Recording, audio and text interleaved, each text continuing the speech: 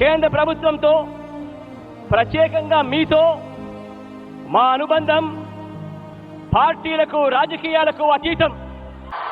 మా రాష్ట్ర ప్రయోజనాలు తప్ప మాకు మరో ఎజెండా లేదు, ఉండదు, ఉండబోదు. విభజన సంబంధించిన హామీల దగ్గర నుంచి, పోలవరం నుంచి ప్రత్యేక హోదా వరకు, విశాఖపట్నం స్టీల్ ప్లాంట్ నుంచి రైల్వే జోన్ వరకు పలు అంశాల మీద పలు సందర్భాలలో మీకు చేసిన పలు విజ్ఞప్తులు, వాటినన్నింటినీ కూడా పరిష్కరించాలని మనసారా కూడా కోరుకుంటూ కట్ చేస్తే